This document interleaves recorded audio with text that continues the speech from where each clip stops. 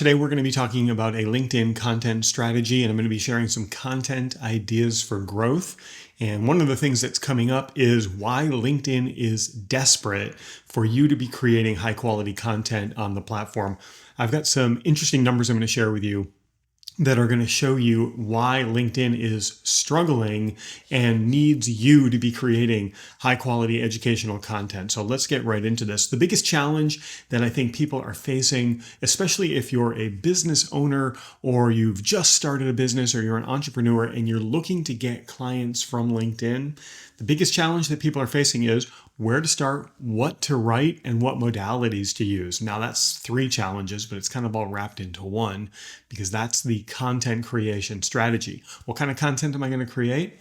Where am I going to post that content, or what modalities am I going to use? How am I going to get it in front of my audience? Those are all of the considerations that you've got to have when you're approaching LinkedIn. It can become very overwhelming. And when I talk to the smart, successful people who are in my masterminds, they always tell me that they didn't know where to start. They didn't know what to say or where to say it on LinkedIn.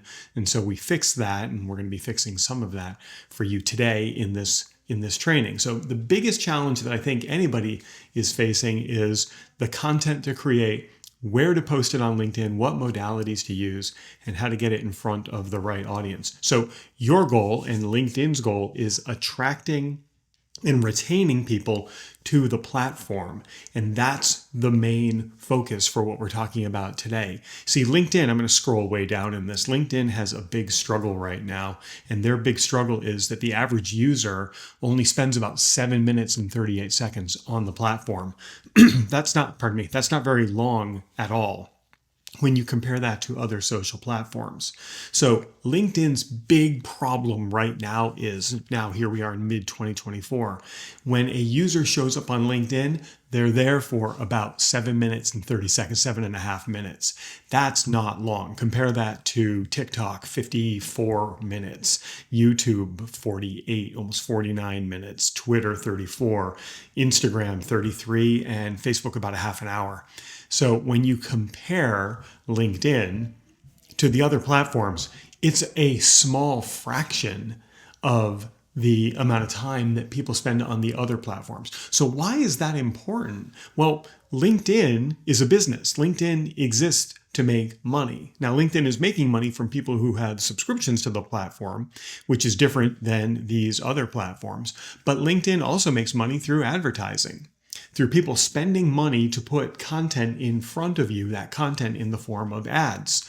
If a user is only on LinkedIn for 7 minutes and 30 seconds, it's not a lot of time for LinkedIn to put ads in front of them. Compare that to, say, TikTok or YouTube, where if somebody's there for nearly an hour, that's a lot of ads that they can see. That's a lot of revenue that the platform can generate.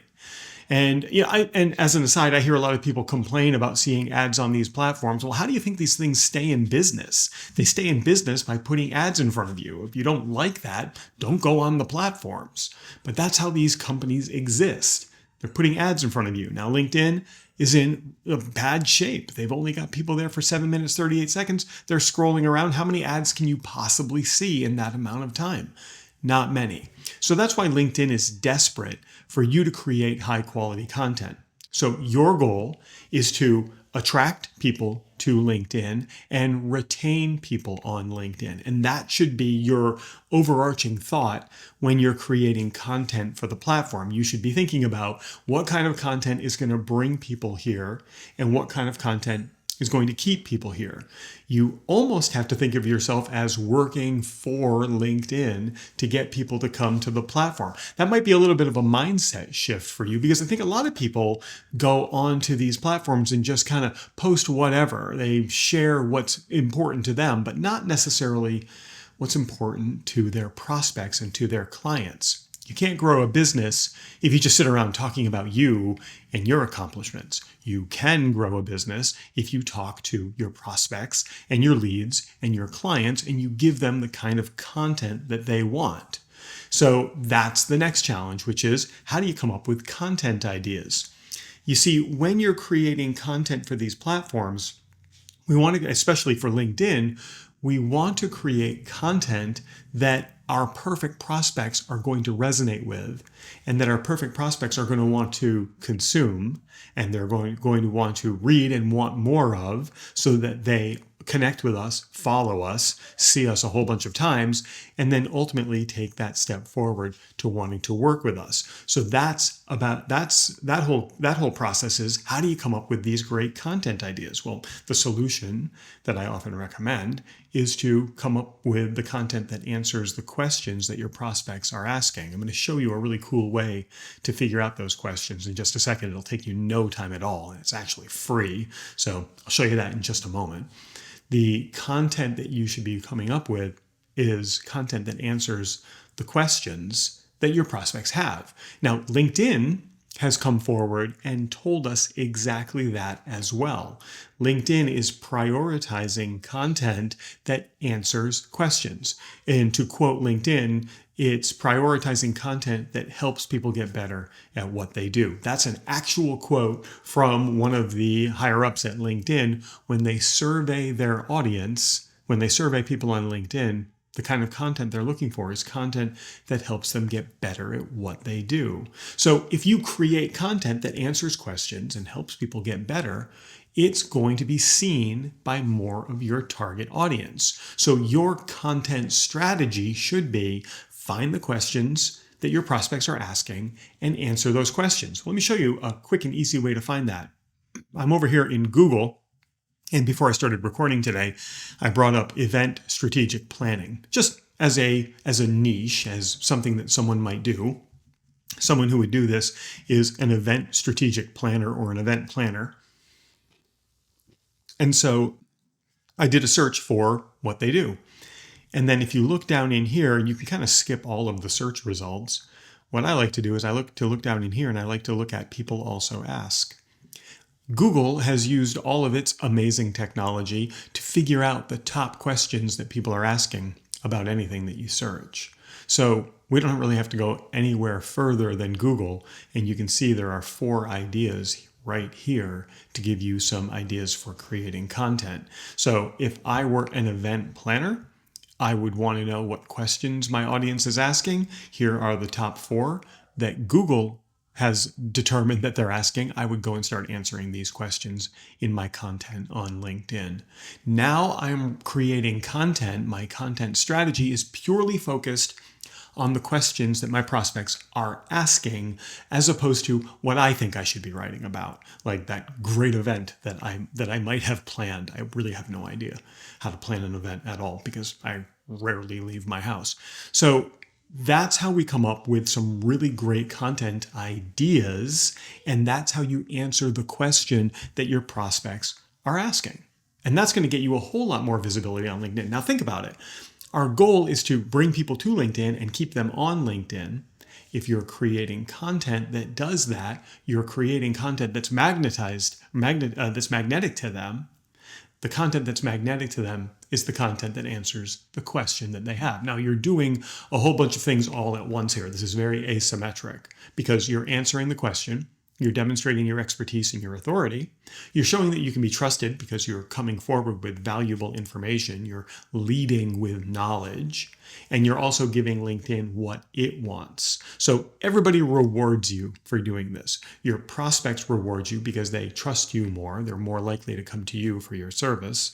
And LinkedIn rewards you because you're giving LinkedIn what it wants so that it will now promote your content in front of more people who need it. Because LinkedIn looks at your entire professional profile of record, so it's going to know who to put that content in front of. Really hope that makes sense.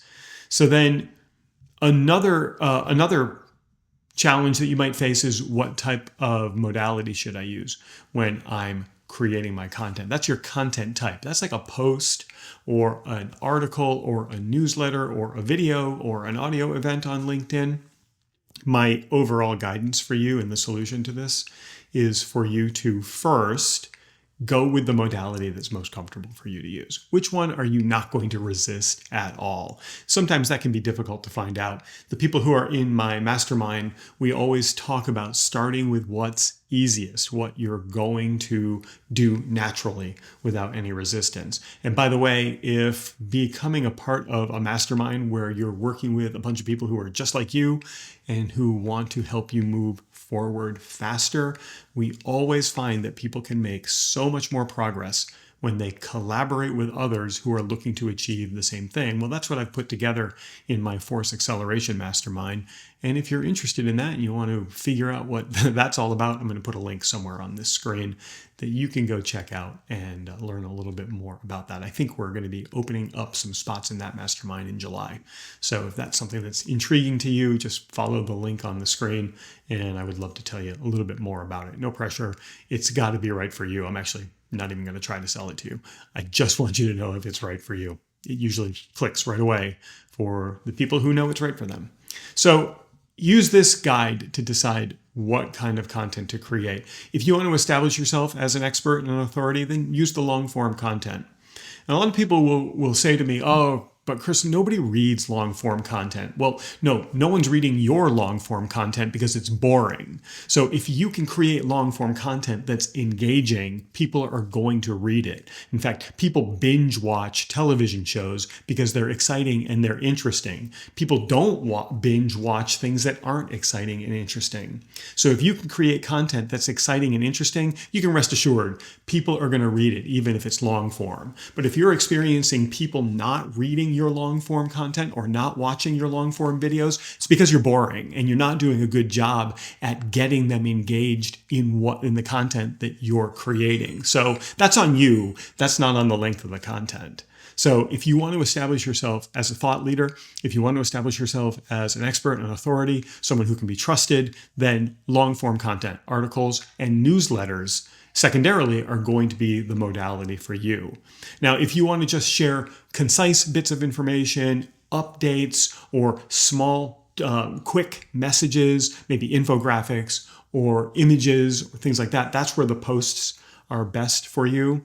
If you want to make a connection with your audience, video is going to be the right modality for that. And then I love using newsletters. Here, I love using newsletters because a newsletter is going to broadcast out to your subscribers. It's going to push your content to them. And what you can do in a newsletter is bring together your short form content, your long form content, and your videos to give people a nice snapshot of everything that you're working on.